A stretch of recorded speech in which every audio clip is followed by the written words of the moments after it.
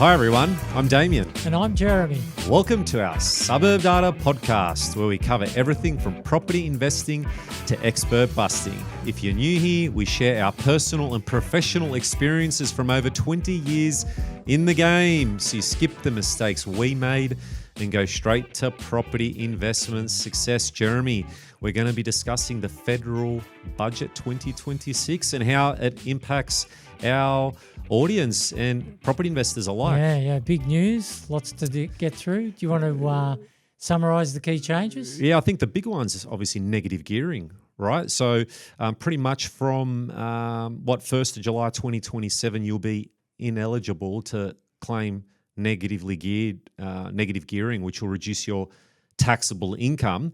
Any existing investments prior 7:30 12th of May 2026 will be grandfathered. So if you've got an existing portfolio, you'll still be able to negatively gear your properties to reduce your taxable income, which is the main one. If you've purchased after, let's say from the 13th of May onwards, and the key thing here is the contract date, you'll be able to claim negative gearing up until the 1st of July, to my understanding, 2027. But then following that, all those losses get trapped. So previously, let's say you had a $10,000 loss on your property, you're earning, call it $100,000.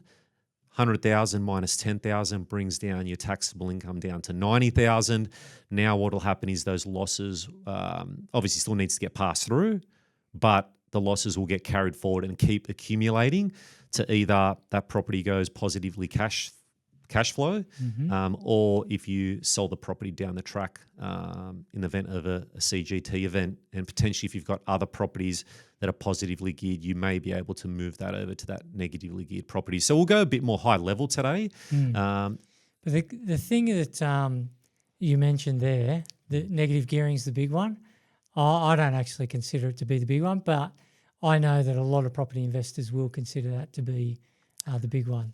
But carry on. We'll get to the top level, what it means to investors. Well, let's start with why you don't think it's a big one, because I'll argue that fact. Yeah, all right. So I think that cash flow is important to stay in the game, stay in the property investing game.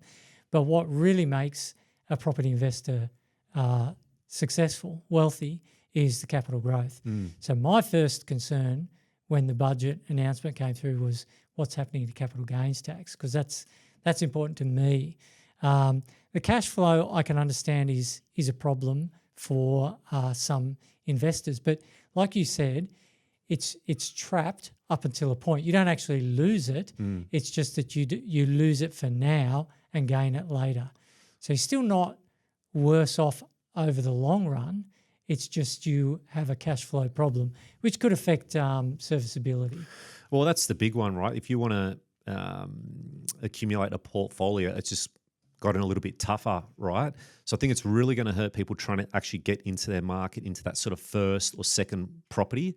I think that's the big one, right? If you've already got your portfolio, it's like, okay. Grandfathered. It's grandfathered in, so you're not impacted by these changes around negative gearing, right? So it's a tricky one, but I think it's definitely going to impact lending. And I spoke to the broker the other day, and there hasn't been much or no communication at all at the time of recording about lending, but more than likely they're going to take that into account. So your serviceability is going to get smacked. But I think it's going to just take more. It'll take investors out of the market. You'll have less investors, but also I don't think a lot of investors are potentially going to sell. They're going to hold on, especially with some of these CGT changes that are also coming through. All right, so what are the CGT changes? With the CGT changes, so at the moment, obviously you get the 50% discount if you've held a property for 12 months or more, but they're looking at implementing this 30% minimum tax and also this indexation based on inflation from the 1st of July onwards. So what will happen is you'll have to get a valuation on your existing property at that time, be it 1st of July, whatever it might be. And we don't know how they're going to police that. But then onwards from there, you'll go into this new CGT, this new sort of CGT system. Yeah, I was looking at an example for one of my properties. If I was to sell this, what would the impact be? And there's a lot of factors to consider, like ownership structure. But if it's just in your personal name, just a simple case, if you only held the property for, it seemed like a short period of time, if you haven't had a tremendous amount of capital growth, it can actually work out to be a more favourable tax situation. It's only if there's been extreme growth well ahead of CPI that you've got this problem, which is more often the case for us because we buy the property in a boom period, maybe sell when it starts to flatten out. Well, yeah, there's obviously going to be a lot of guidance. You talk to your accountant about it, but where it hits you the most is like, let's say you've got a low tax income year, you take a year off, you're close to retirement and your taxable income is pretty much zero, and all of a sudden you sell, it's going to be at 30%, right? Where let's say, if it was based on just being on your taxable income, the tax rate's a lot lower. So you've built all these assets for yourself and then all of a sudden you're going to get smacked. So the strategies of when to sell are a little bit trickier, aren't they? Well, it's still a little bit higher, that capital gain, if they use it from the 1st of July onwards, like the older system, I think works out more favourable, right? Yeah. Because even if you're on that higher tax bracket, let's say you're on over 200,000, you're paying 47 cents to the dollar, you get the 50% discount, you're down to let's say, 23, 24% automatically, no matter what taxable bracket you're at, you hit with 30%. So it's just another clip. Hey, I wonder what happens. Let's say you've bought a property, owned it for 5 years and it's had 1% capital growth, but over those 5 years, CPI has been 3%. We'll soon find out. Is the government going to give you money? Yeah, we'll soon find out. I think the other thing is new builds looks like it's exempt and it's going to be a lot more favourable. So I think the main question is, do you think, and we'll touch a lot of it in this episode, but new builds, obviously there's a lot of commentary around how brand new stock is, rubbish, they're pushed by developers, land and house package. What's your thoughts with the new builds? Because I've got my opinion with the new properties, but I just don't understand why the government would have got rid of negative gearing on established, but then for new houses, it's okay. They say it's about bringing in jobs and supply, but we've already got an issue with houses getting built. I can just see there's going to be a huge, the developers prices, let's put the prices up right away. Yeah, well, it does sound like there's going to be more demand for newer property, but if developers respond to that with extra supply, then it does solve one of those problems. But you're asking me what's my spin on it. I would still never touch a new property because at the end of the day, it's still the same net disadvantage. So, and for more on this, actually, check out our Expert Busting series. It's episode number 3, The Nasty Truth About New versus Old. There's actually no change there because at the end of the day, if you sell that property, you're still in the exact same position. You've got less capital growth because of the low land to asset ratio. The issue is the cash flow in the holding period is more favourable for new. But if you can weather that storm with old, you're still better off. And in that episode, we did an example for a $600,000 property held for a period of 10 years, and it worked out that the new property was worse off by $170,000.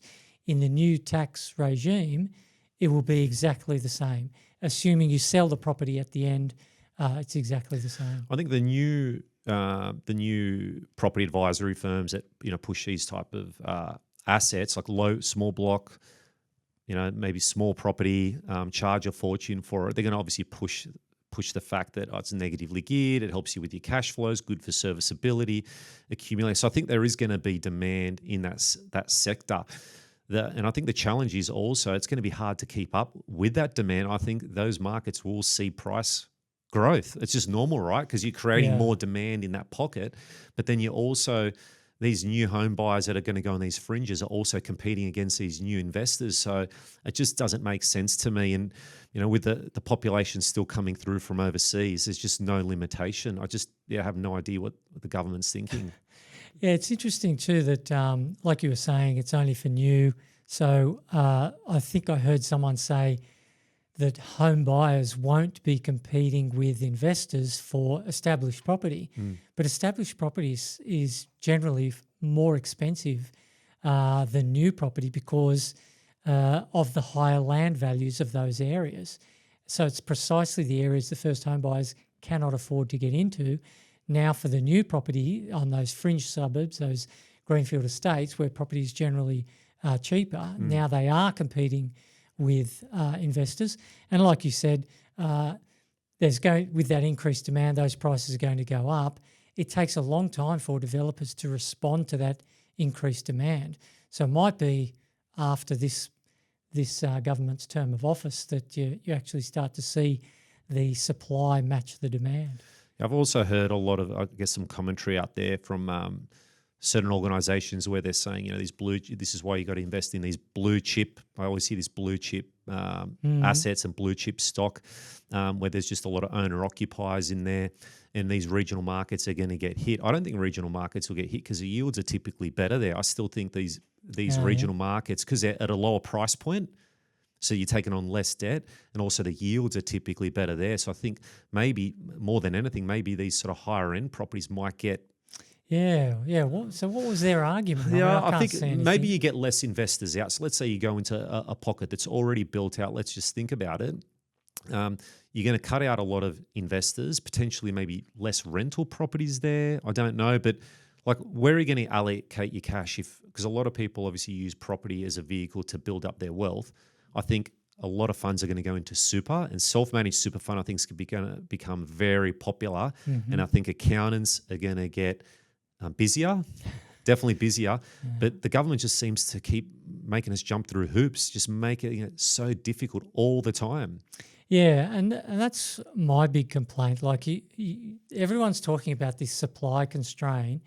All developers want is just a level playing field, consistency, so that they can do a feasibility for a potential site to build, and they're not worried about what tax changes are going to influence their project. They just want consistency. And every time you get a government, and it can be state government, federal, that's introducing new laws, there's instability, and that actually affects supply because developers are guessing what's going to happen next. And super, you mentioned. Super right now is a really attractive place and becoming more attractive place to put your money. But that's where the next government's going to target for tax. They'll clip us for sure. It's only a matter of time, isn't it? Yeah, they can They'll change their position. That's it. They'll change the position. So you'd like not change the position. Okay. The other one is, I think, trust distribution changes. We won't go into that too much, but they're looking at a 30% minimum tax from 1st July 2028. So it's going to be hit pretty hard, right? Yeah, lots of changes. Yep. I don't know about the negative gearing with shares. That might even become more popular, where you're taking out leverage to potentially now invest in shares and stocks that potentially could be negatively geared if they're income producing. So again, we'd have to obviously get more information what that's about, but maybe shares could start seeing a bit more of an uplift with more demand hitting those markets. You mean because shares are not, they still have negative gearing? Well, I'm pretty sure. I think it's only the CGT changes. So I don't know about potentially, it's a matter of where are you going to allocate your cash now? Like, you're looking at buying a property now, but you can't now because of all these changes, because of lending. Are people just going to double down on their owner occupier? Are they going to maybe I'd say mostly renovations might be quite popular, but they're expensive. I can't see too many people upsizing.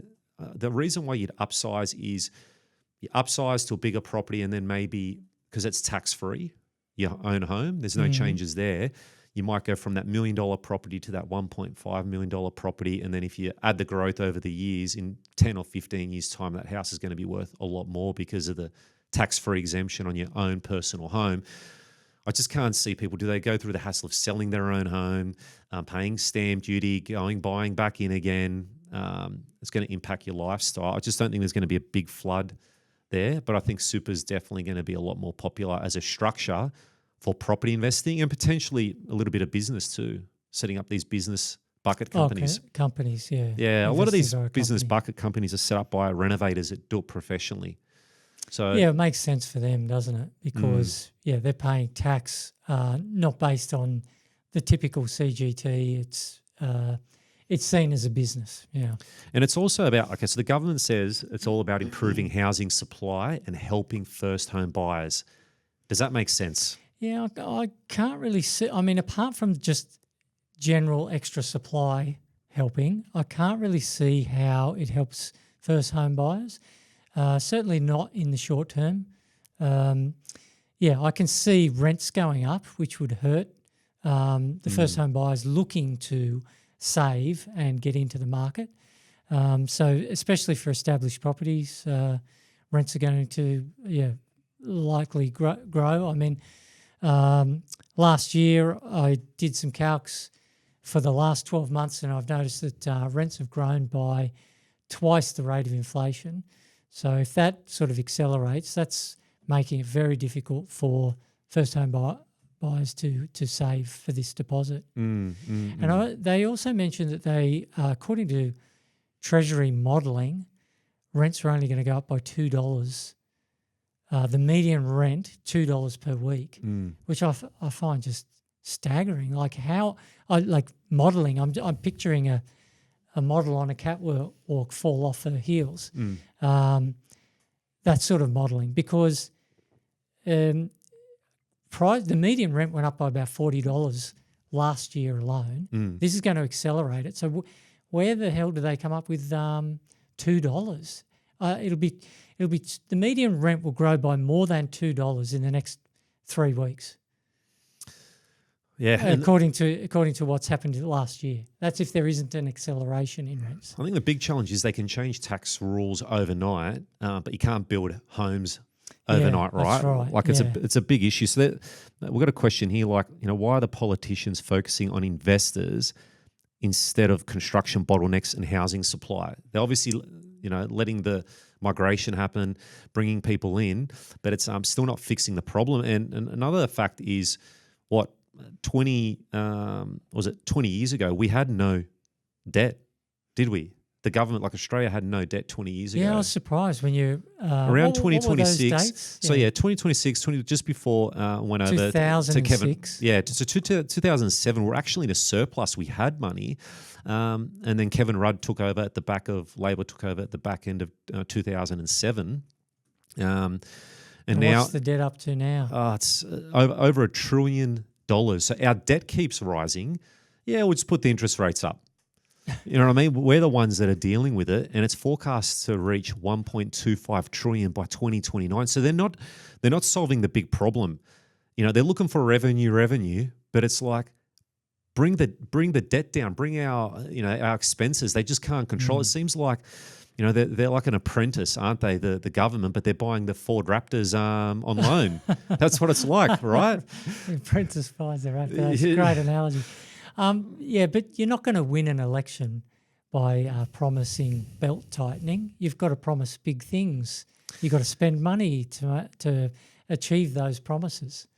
Yeah, it's we'll just have to see where it goes. So I know we're getting a bit amped up here, but let's move to the next question. So I like this one. Will this reduce investors' demand? I actually think it will. It's going to obviously take more investors out of the market. It has to, because of borrowing capacity. As I said, I spoke to my broker the other day, and there's been no information at the time of recording, no information about from any of the lenders, but more than likely they're going to factor that into their calculations. Yeah, you would have to, because it's become a serviceability issue now. Yeah, but with less investors, does that mean there's going to be less rental properties available? Therefore, vacancy rates drop. Therefore, rents accelerate. I mean, it just here we are in the middle of a rental crisis, and it's renters who are trying to get into owner-occupiers. But if their rents go up, how are they going to be able to buy? I think, you just think of it out loud. Let's say you're renting, let's just say in Sydney, a couple earning, let's say 150 to 200,000, trying to build up that deposit. You sort of, like a lot of people use the rent vesting, they invest in other markets. It's going to be a lot harder for them to accumulate. My idea would have been that maybe if you've already got, let's say, 2 or 3 investments, or maybe you go for your third investment, or maybe not even that. Like, let's say you've got $2 million worth of property investment, maybe anything above that, then they can bring in maybe no negative gearing and carried forward losses, or CGT can be a little bit harder to try and limit how much one person or a couple have, right? Like, when's enough? None of this 20, 30, 40. Like, the one thing, we want to remove greed out of the whole equation, right? Like for us, it's about if you've got one good investment and a solid superannuation, you're heading towards a comfortable retirement. Yeah. Once you start having 5, 10, 15, 20, 30 properties, it's ridiculous, right? There needs to be I agree with having a bit of a level playing field, right? Because the first one's always the hardest. And they've just the government have made it harder. But I don't think you can go stopping people who want to get ahead. You can't. You just play the game, right? Yeah. It's interesting about the level playing field. I heard that terminology used by the Treasurer. Like when has it been an unlevel playing field in favour of property investors? Like this whole concept of negative gearing, which is where you claim expenses against income, that's for every Australian. That's not just property investors. Like any company can claim expenses incurred during the generation of assessable taxable income. They claim those losses against that income. Where it gets labelled as negatively geared is the outcome where that expense is larger than the income and you've actually got a negative figure, and then that can be claimed against additional income you've got elsewhere. So it's the side hustle. So let's say you've got a mobile dog wash and you've borrowed money to purchase a trailer and you're not earning enough money from that mobile dog wash to cover the expenses of, say, repairs and maintenance and petrol and raw materials, whatever. Then you can claim that loss against your own personal income. So that's negative gearing. There's no property involved. It's the outcome is negative gearing, but the tax concessions are the same for every company in Australia. You get to claim expenses against income. So if negative gearing was the cause of pushing prices up, it's also the cause of pushing up the prices of coffee, of pet care, of chicken schnitties, of basically every commodity service product that's made in this country. So clearly then negative gearing was not responsible for pushing property prices up. So the abolishment of it in an attempt to stop price growth is unfounded. Yep. Yeah, I think they really just wanted to knock out more investors, right? That's the way I look at this. If you've already got an existing portfolio, it's going to be a lot harder to maybe go buy your next one, right? So if it's your first investment, you're trying to get into the market, it might be a little bit easier because you don't have all this debt. But now moving forward, I think they're just really trying to slow down. But yeah, they're trying to slow down investors, right? They want to get investors out of the market, so there's more options. But like you said, you get investors out of the market, and you've got no rentals, and rents go up, and it's really just, to me, it always seems to be just a vote-winning scheme. So if the perception amongst the public is that investors, evil investors, greedy buggers, have pushed up property prices, let's promise to get rid of them and win more votes. But uneducated voters just don't realise that that's not going to stop price growth in this country. It was never investors to begin with. So first of all, most property markets are driven by owner-occupiers. Owner-occupiers outnumber investors 2-1. So from their sheer volume, they are more responsible for pushing up prices than investors. But that's not all, because historical data shows that pound for pound, investor versus owner-occupier, an owner-occupier is more likely going to overpay than an investor is. They're more likely going to overcapitalise. Historical data has shown that markets with a higher percentage of investors actually grow slower than markets with a higher percentage of owner-occupiers. So to slow growth down, ironically, you need more investors. Yeah. So I think like the key for me is I think a lot of people are going to shift to cash flow. I think that's going to happen. I think self-managed super funds are going to be popular. I think commercial properties will be popular.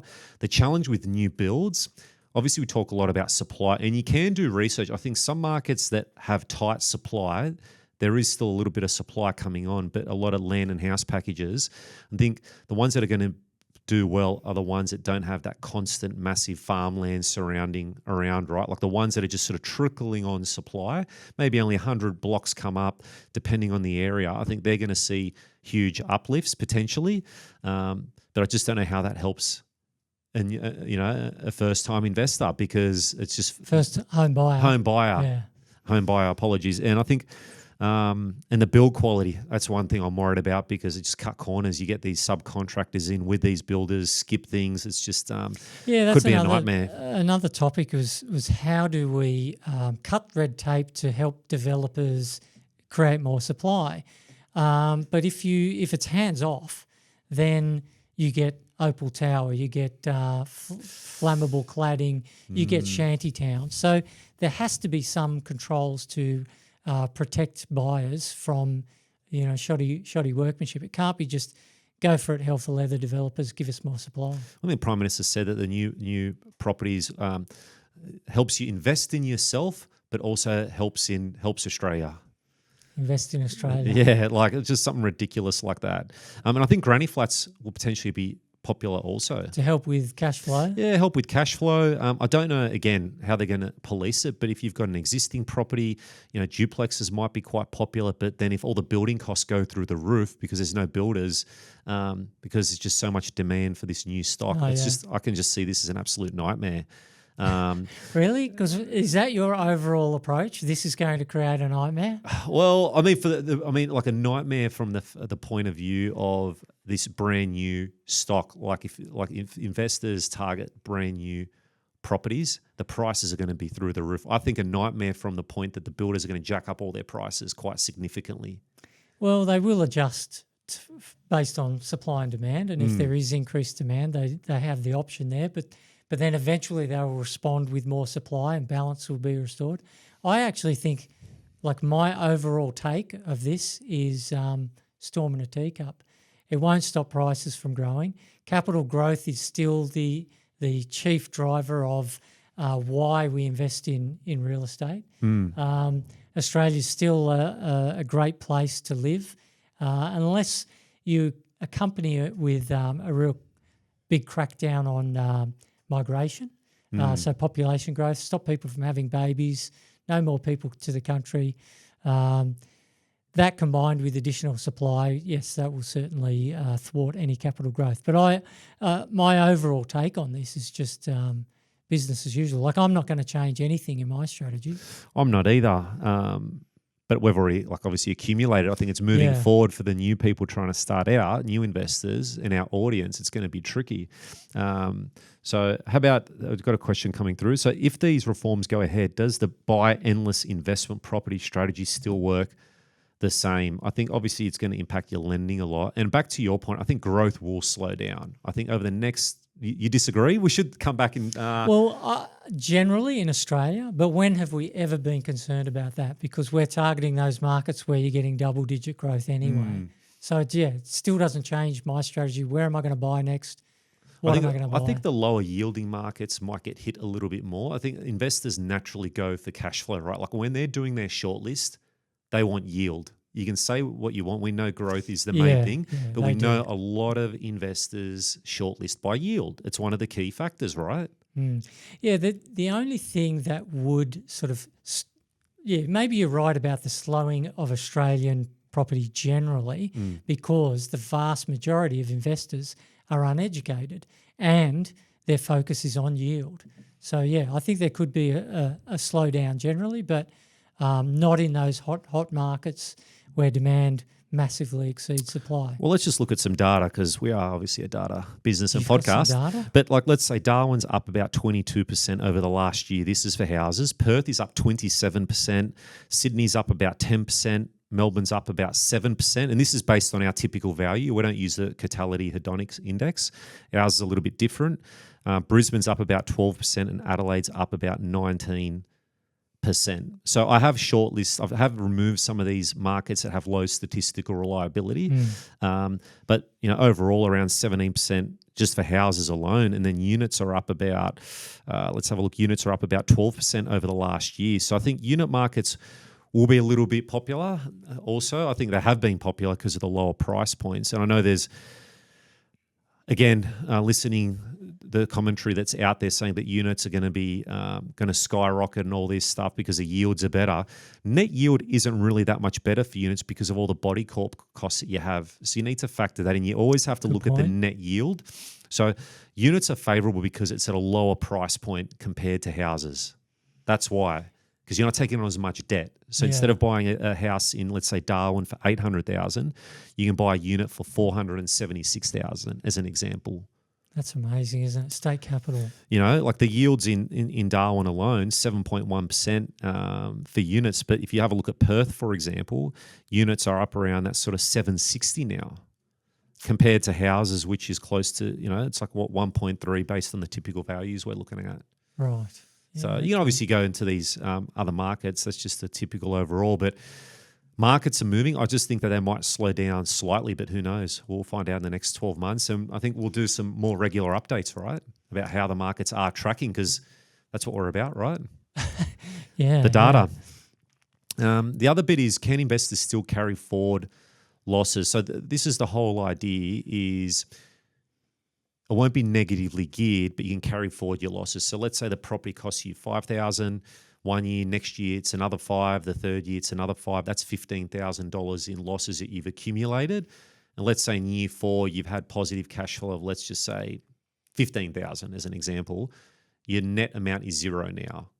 So you sort of you sort of eat into those losses that have been carried forward. You don't pay any sort of taxable income on your positive cash flow property. First, you wipe out those negatively geared carried forward losses first. Yeah, that's the idea. So after like the 5-year period, you're no worse off. It's just that during that 5-year period, it hurts. You've got more of a cash hit as you're accumulating, right? Because it doesn't help you with your cash flows. So that's a big thing for me, making sure you've always got your cash flows in order. But the lenders will look at your serviceability, and they're going to be quite strict with that. So,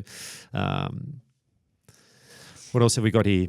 I think cash flow is going to be very important. I think we touched on this. Will this help first home buyers? Because the government says it will help them. Yeah, well, according to their modelling, they said that over the next decade, 75,000 renters will become owner-occupiers as a result of these changes. That's 7,500 per year, assuming that it's linear. 7,500. There are over 3 million rental properties at the moment. So households that are renting. So 7.5 thousand into 3-point-something million is 0.2%. In other words, as close to zero as makes no difference. So it's according to their own modelling, it won't actually shift the needle. I think prices are already high, and a little like small price adjustment or growth coming back a bit doesn't undo decades of this affordability pressure. Yeah. I think, and the thing is, there are other markets, right? So like you can buy into markets at a 400, 450. Previously, before the, you could claim negative gearing, you could have bought maybe 6 for 650. That might be a $400,000 property now. So I think lower price point properties will be targeted more. They're going to be a lot more popular potentially. Yeah, well, there has been a trend towards that due to affordability in general. But I think that affordability in this country has got nothing to do with tax laws. As I mentioned, nothing to do with negative gearing. It's because Australia is quite literally one of the best countries in the world to live in. The global livability index. There's this mob called the Economics Intelligence Unit, EIU. I think it's based in London. And every year they do a global livability index, and they assess hundreds of cities around the world for their livability. And as long as I can remember, Australia's featured very highly. I checked out the 2025 report, and Australia was the only country in the top 10 that had 3 cities in the top 10. The year before, we had 4 in the top 16. And according to that index, there's no other way to say it, patriotism aside, Australia is the best country in the world to live in, according to that one livability index. Now, you could debate whether they're looking at the right sort of things and what it is they're looking at. But the point is, it makes perfect sense that property is expensive here. You've been to Monaco, right? Nice place to live? That was a long time ago, and I think I was only there for a day. Oh, okay. Well, from what I've seen, it looks beautiful. Picturesque. And expensive. And I think that you could pick up some really cheap property Tax-free now over there too. in Gaza, in Afghanistan, in Iran, in Syria, in the Donbass region of Ukraine. The reason why property is so expensive in Australia is because it is a great place to live.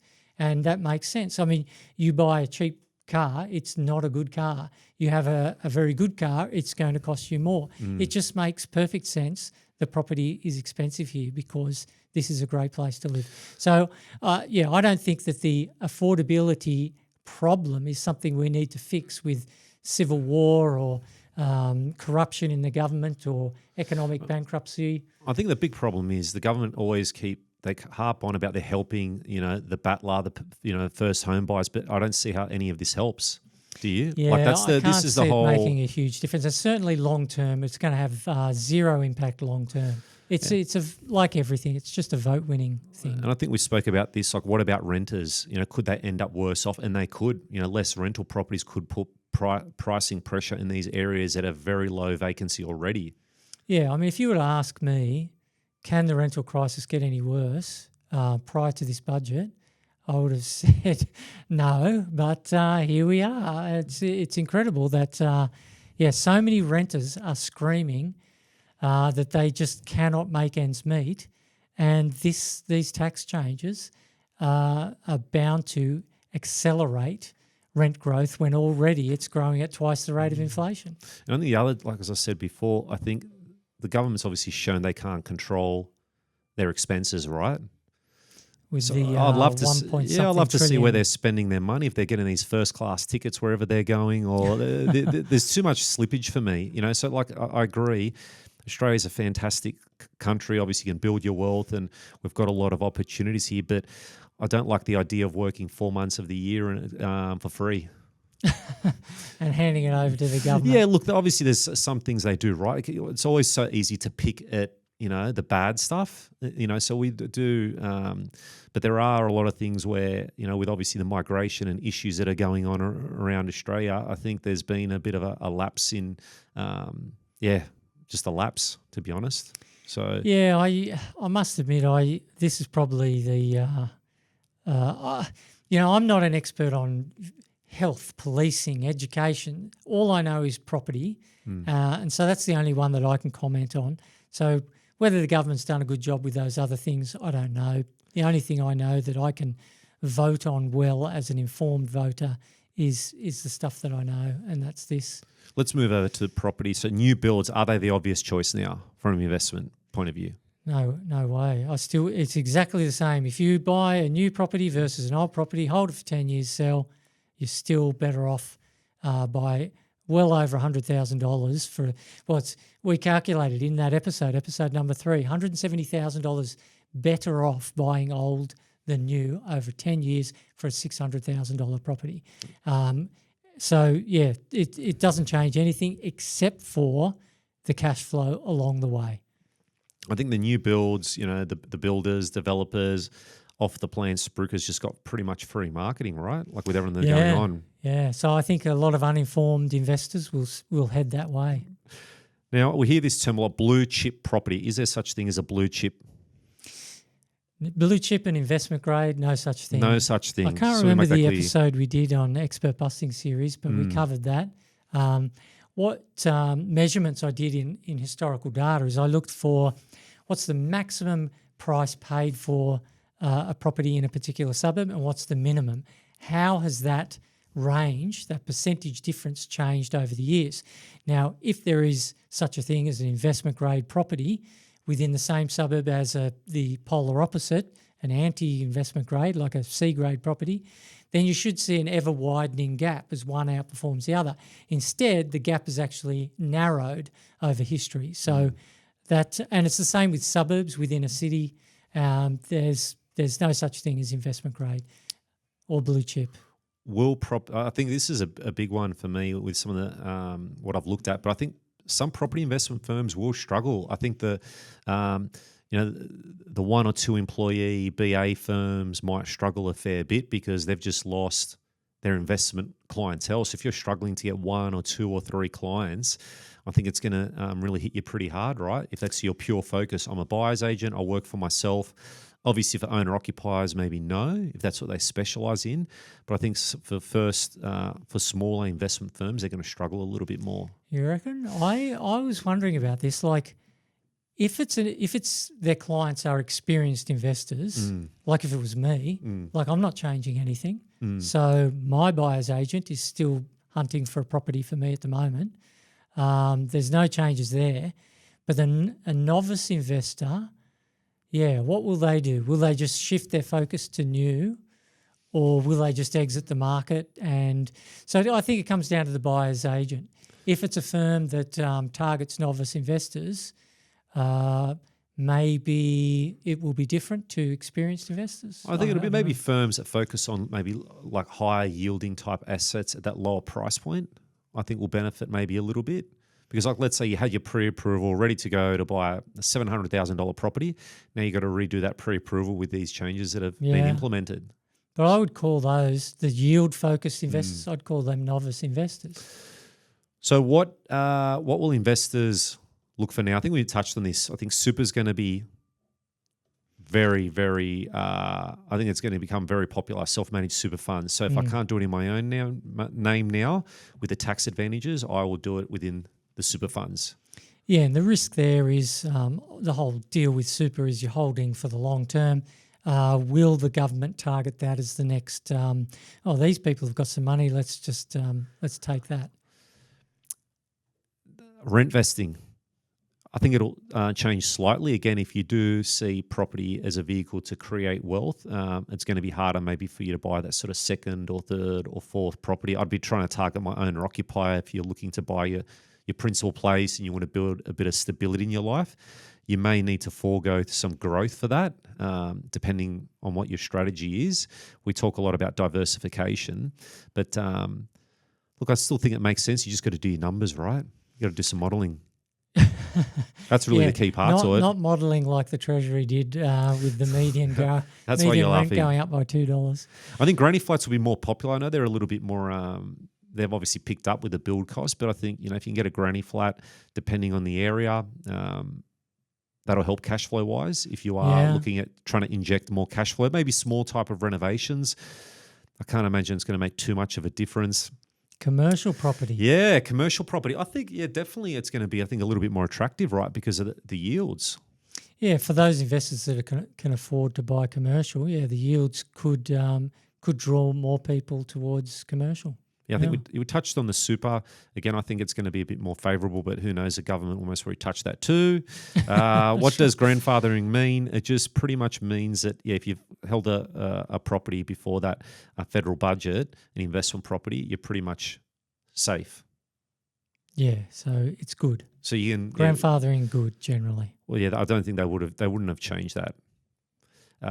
Will people avoid selling because of these CGT changes? What do you think? I think, it could be. Like if someone's held a property certainly for something like 20 years, the CGT liability then is going to be staggering. So in either tax regimes, you probably would think, I'm going to hang on to this forever. But I still intend to sell after owning for a short period of time. So my approach is buy during a boom, sell at the end of the boom. And I'm not going to change that. I will be paying a little bit more CGT if I've purchased the property in my own name. If it's in my self-managed super fund, it's irrelevant. That's the CGT. Yeah, I think it's from 1st of July 2027, right? That's what we've discussed. The changes. We did mention that at the start. Yeah, the changes. So I think you just got to do your numbers, right? Like if another market's moving and you want to try and be a bit more, I think it will hurt some people that like to sort of trade, but again, you just got to do your numbers, correct? Is Jim Chalmers right that tax concessions distorted the market? What do you think about this one? Uh, That was a well, quote from him. He said it's distorted the housing market, these concessions. I'd like to know what those concessions are, because The negative gearing. like I mentioned, negative gearing applies for the mobile dog wash, the cafe owner, any business producing anything in Australia gets to claim expenses against income. So given that property investing is no different, how is it that it's distorted the market? Actually, as far as tax concessions are concerned, you know this 5%, what is it, deposit guarantee? Yes. Is that applicable to investors? No. Is it? What about the first owner grant? That's been around for decades. Has that ever been applicable to investors? So who does it favour? It favours first home buyers. All of these schemes have been built up over the years to favour not investors, which are still on the same level playing field as any other business in Australia. It's always been towards owner-occupiers. So I don't know what is meant by favourable tax concessions or distorting the market. The distortion has happened now because out of all the cohorts in the taxable world in Australia, property investors have been singled out. We're greedy. The distortion. That's it, isn't it? Yeah. So I think that there's this public misconception that property investors have caused prices in Australia to rise too fast, and so rather than actually address the real problem, which is supply, they're targeting property investors to win the approval of uninformed voters. The Prime Minister's point, so this is what he mentioned. He argued the fact that buying brand new property means you're not just investing in yourself, but you're also investing in the nation. What do you think about that? Is that like making a donation to the government? Yeah, it's just I've got no idea. That's what he was pushing on the other day. So investing in the nation. So yeah, he probably means that it's helping with the additional supply, which is trying to solve that problem. But of course, it's building the new homes. That's what it's about. Yeah, building the new homes. Yeah, I should have made that point. So it's about if you're buying a brand new property as an investment, you're not just investing in yourself. So it's pretty much saying it's a good investment, right? Yeah, but it's not. It's still the same. It's the only thing is with the cash flow. It helps with cash flow. Do you think there's any positives to the federal budget? Well, I think there is some argument to the helping of supply. Of existing properties? Supply of new, like supply of more property. I think that will trigger some additional supply. But to me, it's largely a storm in the teacup, apart from how it spooks the general public. But yeah, like I said before, I won't be changing anything that I do. I actually think it might even create a lot of pressure because, like I said, even these markets where if you do your search that have a high stock on market, a lot of the time there's actually no houses built. There's just a lot of listings for land and house packages there, but they're not built yet. They've still got to go through the council. They've still got to be built. So I still think there's a lot of pressure in those markets. So there are markets like that see growth, right? Yeah. You definitely see it. An example would be like, let's say, Austral, New South Wales as an example. Oh, yeah. You know what I mean? A lot of new houses Western there. Sydney. Western Sydney. There's a lot of Western Sydney pockets there that have seen huge growth, and they're brand new properties.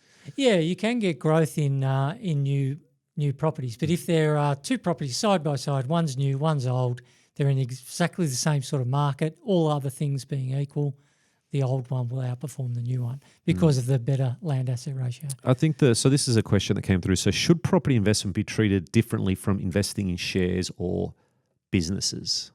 So regarding the negative gearing. So where's that one? Can you read that again? Sorry. So yeah, should property investment be treated differently from investing in shares or businesses? Yeah, definitely. I mean, there's first of all higher entry costs and exit costs for property. The agent's commission when you're selling, the stamp duty when you're buying.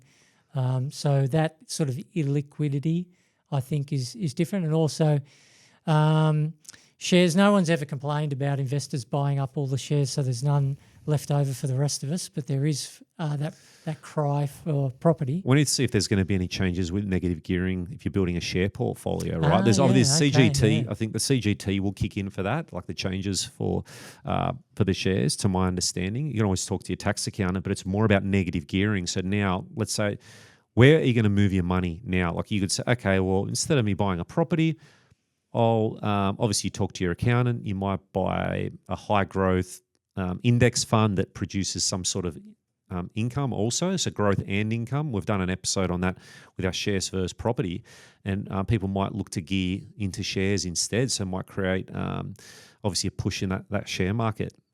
So that'll be interesting. It just seems like property's that's what we're built on, right?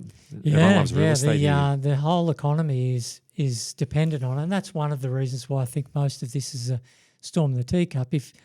If this suddenly and radically changes the property market, then there are wider implications for the general economy other than just how it upsets property investors or how it benefits first home buyers.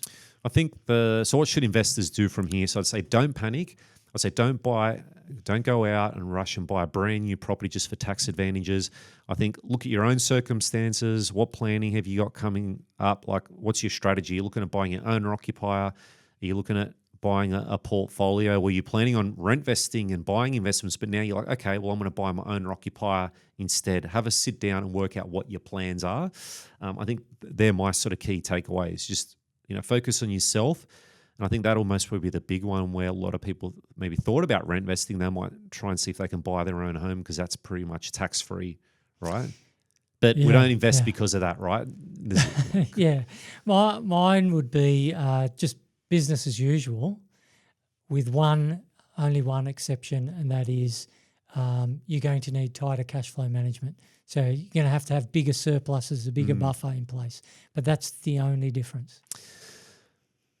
And I watched another video the other day, and it's like I really feel for the individuals out there that have got 2 or 3 jobs. They're living week to week, trying to save up for that deposit. Rents are going up, that are really, really struggling. I really feel for them because I think that it doesn't really help them, right? Like you get that second and third job to try and earn more money, to I guess try and invest or buy your own home, but you just keep getting hit harder with tax.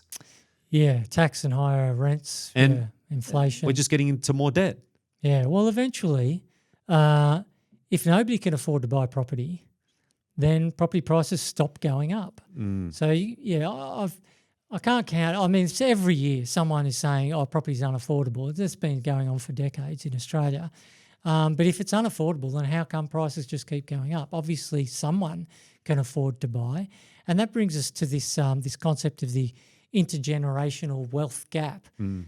So there's a generation that is acquiring all the wealth, and the younger generation are locked out of the property market.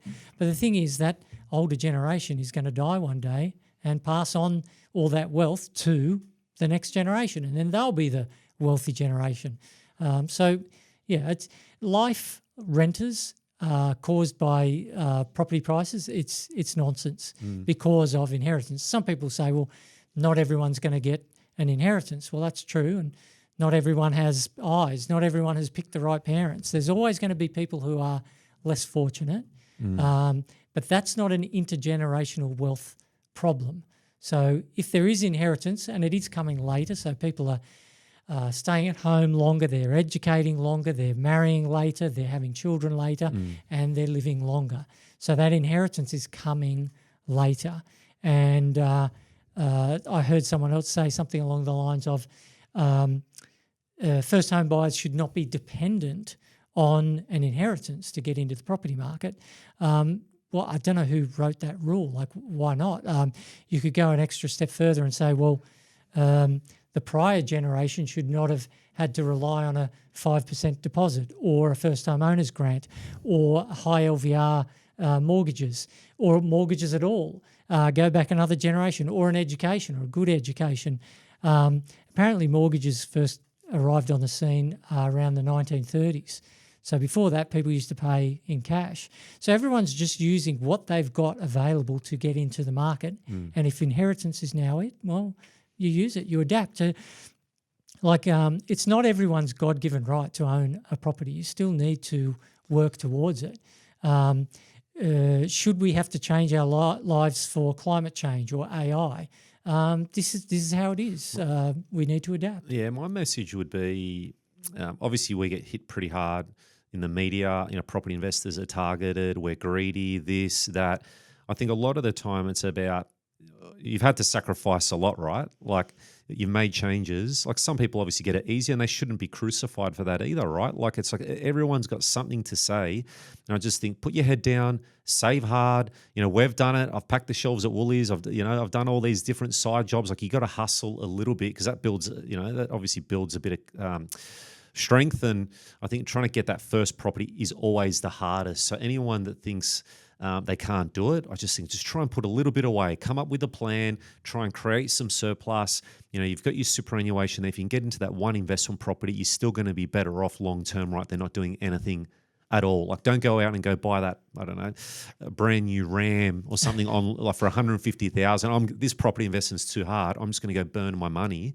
I think still invest in yourself, right? Don't buy brand new property. Is a Ram really worth 150,000? 200,000, I'm not sure, but you know what I mean. Like it's just we always want more, but I think sometimes you just got to put your head down, cut out all the noise, and then invest quite aggressively. What would be a crying shame though is you put all that effort in, and then the government just wants to reallocate your wealth to someone that has not put that effort in, and that's every one of these sorts of tax things. We're heading more towards a socialist or communist sort of society where capitalism doesn't work. Productivity just dies because what's the point? Everyone's saying, well, what's the point of trying harder because the government's just going to take what I've worked hard for. And like obviously we both run a business, we run our business, and it's just like, we employ people. We've got a responsibility now. It's growing, but it's like, just keep copping the tax everywhere we go, right? So it's like we do it because we love it. That's a key part of it. But it's just like I feel like we get hit from all angles. And the Ram 1500 TRX Final Edition was listed for $249,950. So $250,000, and you'd be surprised. A lot of people will finance it instead of buying their first property, and they're the ones that are complaining about property investors. And this is you throw your tools in the back. Yeah, you tell me. So do you think there's going to be an inheritance tax? Most probably. Yeah, why not sting first home buyers again? Death tax. Crazy. Yeah, I can see it happening. I think supers, I think, what is it? Do you think that the government said they're never going to, negative gearing, they said, no, we're not going to make any changes, and they have. But as we said, it's obviously their position has changed. Yeah. So they promised they wouldn't touch negative gearing, but they did. So leave comments. Yeah, I'd say leave comments. We'll try and dive into this a bit deeper. We're working really hard on the EBS. Jeremy's been working a lot, very difficult on that. I sort of just chime in wherever I can, but we're going to go back to our normal format. Hopefully do some more episodes. So if you want to hear more from us, leave a comment section, ask a lot of questions, and if we do obviously have updates, we'll definitely be doing that. And I know that we've had a lot of people reach out about market updates. I think we're going to start doing them a lot more often. We've been a bit busy behind the scenes, Jeremy, but I think market updates, people want to see the data in the market updates, don't they? Okay. How the market's moving. Maybe, if you've got any ideas, comment section, if you want to see sort of certain price points and how those markets are moving. Perfect. So, Jez, where can listeners go for more resources? There's a link for you to, first of all, subscribe. And if you know someone else who might benefit from this, there's another button you can click on to share, which makes it easy for them. But as Damo said, we are interested in hearing your comments. Yeah. We'll try and bring out whatever information we can bring to our audience. I think that's important, and we do want to do more content like this. And if you want to see a live stream too, just as I said, add a comment, and Jeremy and I will look at doing that and providing more information. But subscribe, like, share to the world. Thanks for tuning in, and see you in our next episode. Bye for now, and take care.